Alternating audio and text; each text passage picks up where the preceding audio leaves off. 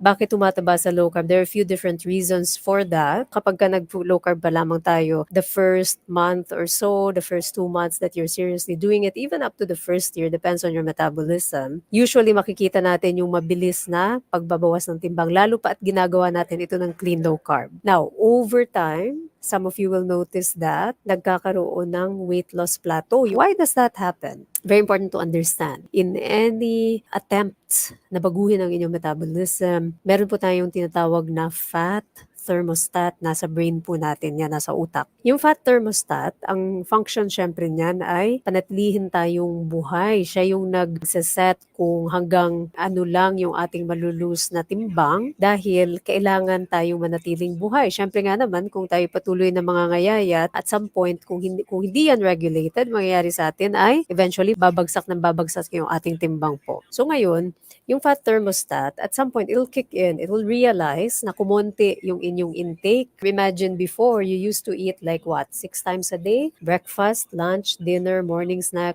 afternoon snack, and then midnight snack. So, 6 na beses normally, no? Yung usual Filipino diet. Lalong-lalo na sa panahon ngayon na napakauso na yung mga delivery services any time of the day, kahit hating gabi, makakapagpa-deliver kayo. So, 6 times a day. When you go low carb, you tend to eat less times a day. So, yung frequency na babawasan po, no? So, eventually, ang mapapansin nyo dyan, yung inyong amount ng calories na kinakain nyo in a day will really go down, right? So, ngayon, paano significant ito? It matters because pag kumonti na yung inyong caloric intake, ang katawan ngayon ay kailangan ng matutong magtipid. Theoretically, let's say ang rasyon ninyo ay 2,000 calories, right? Tapos bigla nag-low carb kayo, hindi na kayo masyado nagugutom, magaling na kayo mag-fasting, nag-uumad na lamang kayo, 1 meal a day, TMAD, 2 meals a day. Mangyayari po dyan, yung dating 2,000 calories intake per day, naging let's say 1,000. So, half the amount. Ngayon, kailangan magtipid na ng katawan, right? Ano ang gagawin ng katawan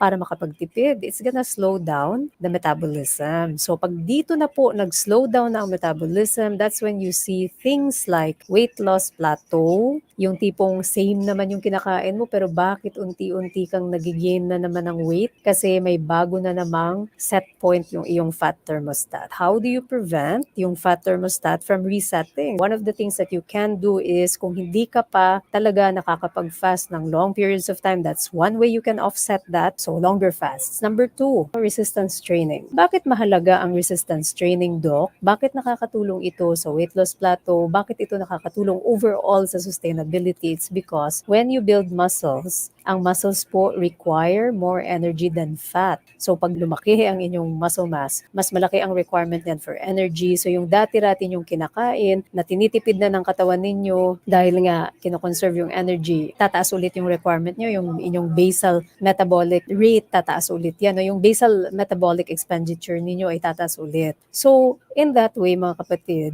you will prevent yung itong slowing down ng metabolism. So yun yung dalawang pamamaraan. So longer fasts and resistance training.